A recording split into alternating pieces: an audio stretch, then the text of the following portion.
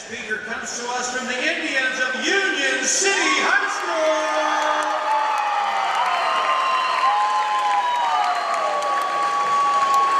She's a senior, she's a tennis player, she's a cross-country runner, and she's sporting a fedora. Help me welcome Miss Elizabeth Sowinski.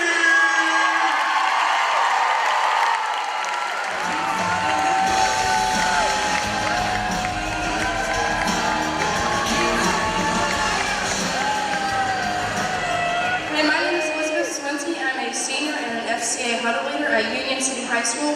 And tonight, I challenge you to rise up not only today, but also tomorrow. You see, when you get down to it, this earth is corrupted and evil. We are constantly surrounded by political conflict, personal struggles, and a sinful society. The way human nature works here is that you do the least amount of work for the greatest possible reward. That you indulge yourself however you see fit, regardless of the consequences, regardless of whether it's right or wrong. Really, we are called to persevere with endurance and with strength, not to give in to our every whim. 1 Corinthians 9:24 says, "Do you not know that in a race all the runners run, but only one gets the prize? Run in such a way as to get the prize." I'm a fourth-year senior on my school's cross-country team.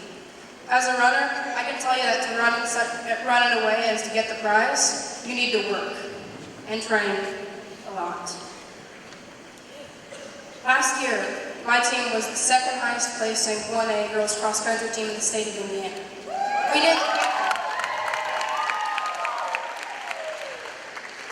We didn't get there by 10-minute jogs every other morning. We got there by pouring in our time and our energy and our determination every single day. You see, this is how we need to live our lives for Christ. A 2-minute devotional or a chapter of the Bible every once in a while will get you participation learning, but you won't be living life to its fullest and running to get the prize, which is a life well lived and full of God. Romans 12:12 says, "Be joyful in hope, patient in affliction, faithful in prayer." So no matter what, be joyful, stay patient, and remain faithful. Now, running is especially difficult for me because I have several chronic or lifelong conditions. When I was very young, I was diagnosed with celiac disease, which is essentially an allergy to gluten. But at first we didn't know about it, and I almost died because of it. At that point, I was so physically destroyed that doctors thought I would be physically disabled for the rest of my life and unable to walk, as well as mentally disabled and unable to think and even form cognitive thought for myself.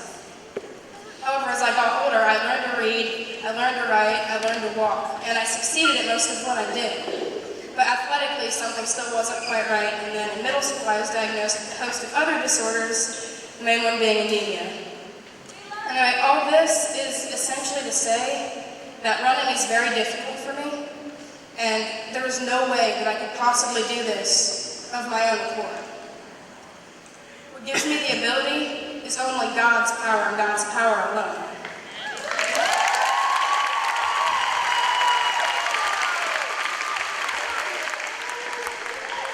God has blessed me with so much because where I'm not even supposed to be alive right now, I'm not supposed to be able to walk, I'm not supposed to be able to form cognitive thought, yet I'm about to graduate in less than a year, and this Saturday I'll be completing my 7th consecutive season of what I consider to be one of the most difficult sports. Where I'm not even supposed to be alive, I'm not supposed to be alive. God has gifted me with so much in my life. 2 Timothy 1:9 says, "He has saved us and called us to a holy life, not because of anything we have done, but because of His own grace and purpose. This grace was given us through Christ Jesus before the beginning of time." The only reason I'm standing in front of you right now is because God has a purpose for me.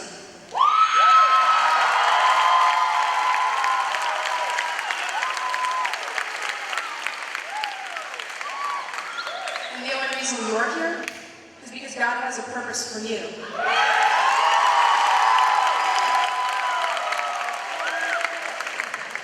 See, He's had your life planned out since before you were born. He has known exactly where you'd be. He knew that you would be sitting right where you are at this this moment before he spoke the universe into existence.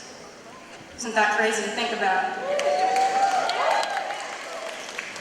So, right now, while you're here surrounded by Christian friends, in a Christian environment, at a Christian event, it's really easy to act Christian.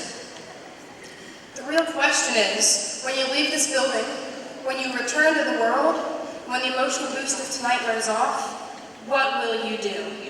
Will you remain faithful? Will you rise up tomorrow, and next week, and next year?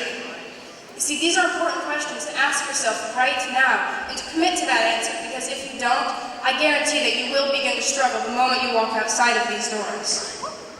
The value of tonight does not come from how well the band played, or how eloquently the speaker spoke, or even what you may say, or promise, or pray. You see, the value of tonight comes from what you do in the future, if you remain faithful and act according to that faith. So tonight, I challenge you to wake up and see the greater picture. I challenge you to rise up every day, today and tomorrow and every day, from the moment you wake up to the moment you go to sleep, every breath to live your life for Christ and give him everything, because he did all he had for you, and that is all you need.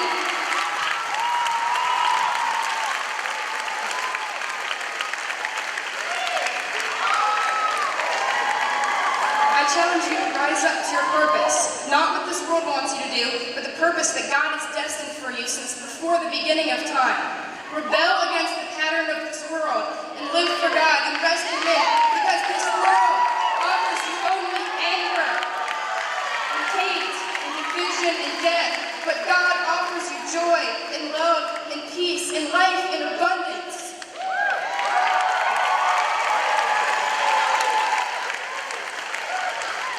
I challenge you every day to rise up, to fight the good fight, to finish the race, and to keep the faith.